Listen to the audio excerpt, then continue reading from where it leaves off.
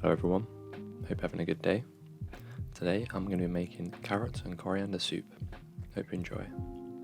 So to start I'm going to make the soup and then afterwards we're going to make some garnishes. So I've got one medium white onion here.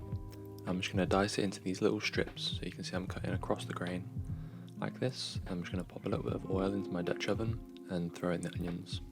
I'm going to put this on low heat for about 30 minutes until it goes caramelized and brown. While that's cooking away, I'm going to prepare the other ingredients. I'm just finely dicing one small potato here, just making it small so it cooks as fast as possible. And then I'm going to do the same with about 400 grams of carrots. So carrots are main flavour here, so we want a lot of it in there. So again, just finely dicing this just so it cooks as fast as possible. I'm putting both into one bowl just so it's easy for me to handle all my ingredients. This is what you're looking for in the onions, so you can see they're nice and brown and caramelised. To that I'm going to add 2 teaspoons of ground coriander and then just mix it together. Once that's done, I'm going to chuck in the rest of the vegetables and then about 500 millilitres of chicken stock.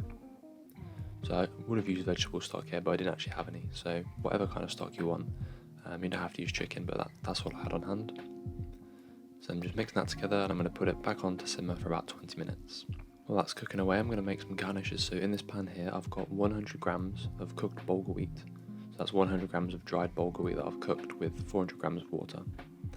And then to that I'm just going to add a sprinkle of salt. That does say thyme, but it's actually mixed spice, like Italian mixed spice. And then just a sprinkle of ground coriander. And then I'm going to mix all that together. Oh, a bit of pepper actually. I'm going to mix all that together and flatten it out and then place it in the oven to cook for about 40 minutes on 180 degrees.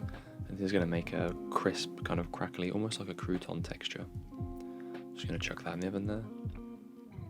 And then that is so smooth. Out comes the soup.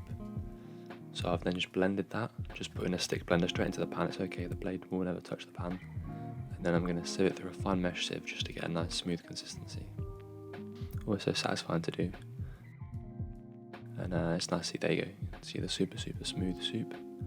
I tasted it and it needed a little bit more seasoning, so even though the stock's quite salty, it wasn't fully seasoned, so I'm just adding a sprinkling of salt and mixing that together. That'll all dissolve.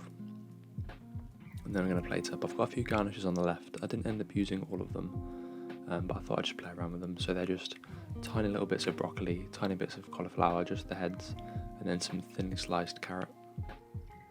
So I'm just going to spoon about 3 ladles worth of the soup into this plate. These are really nice plates actually. They kind of remind me of like the fancy ones you get in restaurants. And then I've got some double cream here.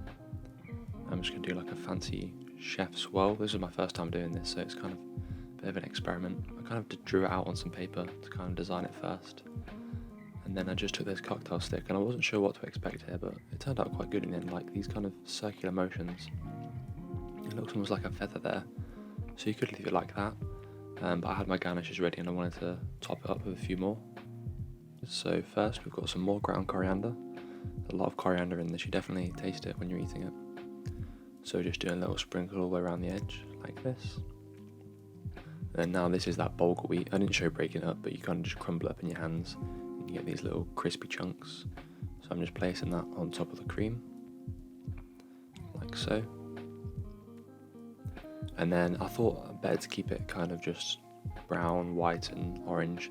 I thought the broccoli and cauliflower would be a bit too contrasting. Maybe the cauliflower would be okay because the cream's already there, but definitely not the broccoli. Either way, just gently placing these little strips of carrot all over the top. I just finish this off with some freshly ground black pepper, and then you can see here this is the final result. I think it looks quite nice. I'm trying to go for these more artistic food thingies, a bit fancier. I'm trying to push myself to make my food look nicer. I think I achieved that here. I've got a few other recipes coming up, which I'm going to deviate towards this side, away from the sweet stuff and more towards this savoury food. Either way, I hope you enjoyed, and thank you very much for watching.